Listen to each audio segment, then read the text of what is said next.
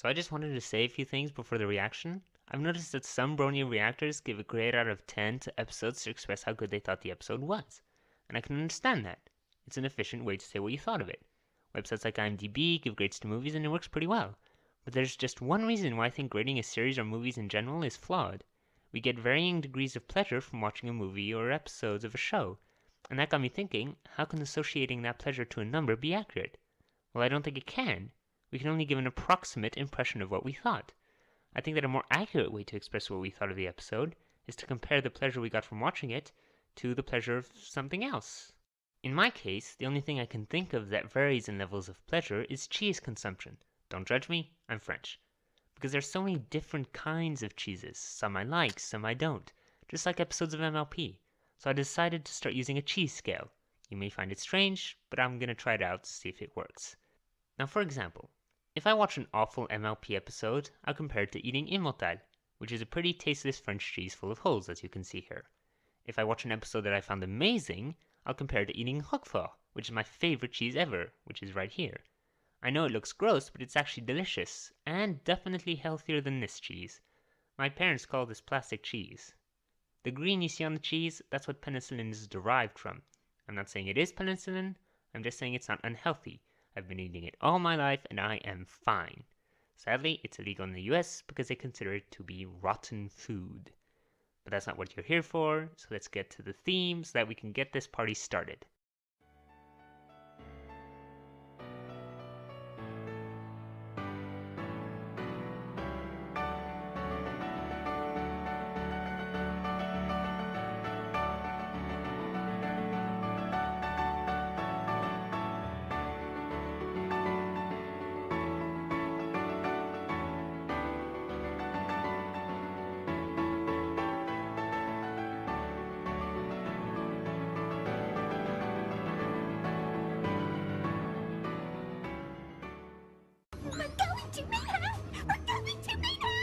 Only 7 seconds in and they're already giving us a reference. You set aside a special day to spend with each of your sisters? Yep, I do separate trips with each one, and we make it super fun by picking a different location every year. I think that episodes where Pinky would go to a new place with limestone and marble would make for interesting episodes. We'd get to see new places and see a bit more of the other two Pie sisters. Boulder promised his cousin a postcard. Is Boulder's cousin's name Tom by any chance?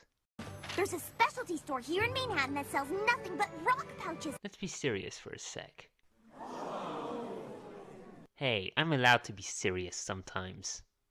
But anyway, the fact that there's an actual store for rock pouches begs the question, how many ponies are there that have pet rocks if there's actually a business that specializes in pouches for those rocks? Or maybe it's pouches that are made so that the ponies who are as interested in rocks as Maud can have somewhere to store samples that they want to examine back at their lab. Whatever you're about to say isn't nearly as good as the gift I'm giving Maud. I'm starting to think that Pinky's canon might be a conscious being, or maybe just telepathically linked to Pinky. I know. It's the only restaurant in the city with nepheline cyanite in their bathroom tiles. According to Wikipedia, nepheline cyanide is a material that can be used to make glass or ceramics, and it can also be used as interior wall texture, which I suppose is what Maud was getting at. Basically, it's a type of rock. That's what I look like whenever I see pony merch. I need it! And that's what I say whenever I see pony merch. Oh, no, no, no, no, no, no, no! And that is how I react when a hiatus is announced.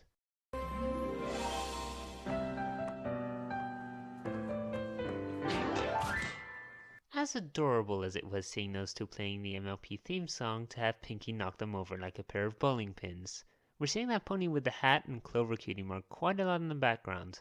I wonder if he's a gossip columnist who's trying to get something on some of the bears of the Elements of Harmony. Just seeing the Twiceptor got me laughing so hard the first time I watched this episode that I had completely missed Jumpy the Shark, the book from Inspiration Manifestation, and Smarty Pants. Now Spike ate the book, so how it got there, I don't know. And last I checked, Smarty Pants was with Big Mac, so same thing, I don't know how it got there. But I'm nitpicking, this was a fun scene and I really enjoyed it. A rock pouch was a perfect gift for Maud! Apparently, Maud is stone deaf. Does anyone else think that the purple thing behind Rarity looks like Tinky Winky? And I hope at least one of you know who the hell I'm talking about. I really need it. Like, really, really.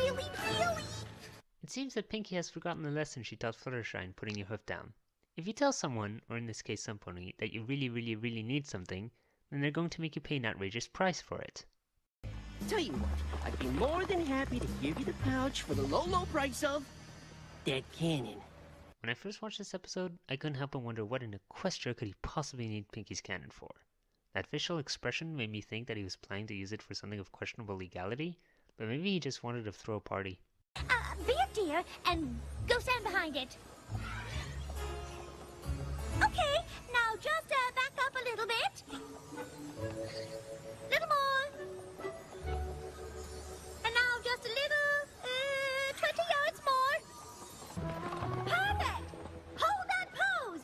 I think we found your new holiday card! Here comes the reference. Could you give us a little room here? Sorry.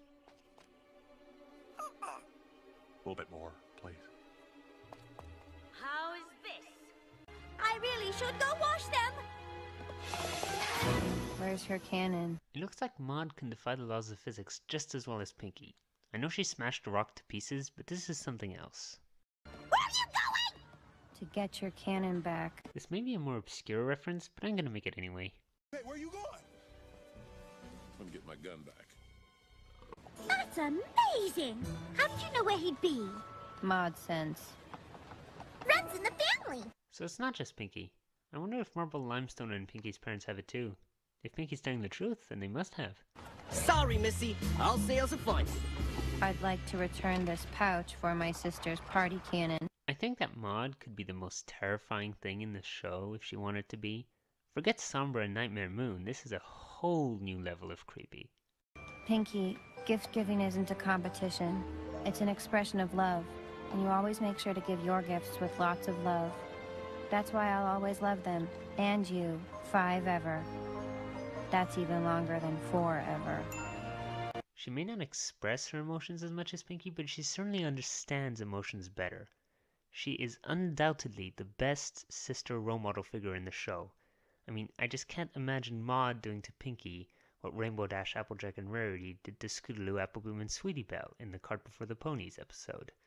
Now, I'll probably go more into detail when I react to that episode. Oh, Rarity, it doesn't matter what you get us. As long as you give your gift with love, it'll be perfect.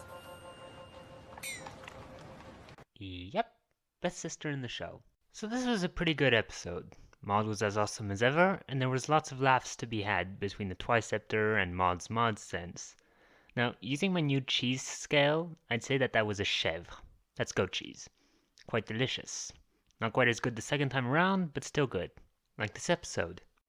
Yeah, still good.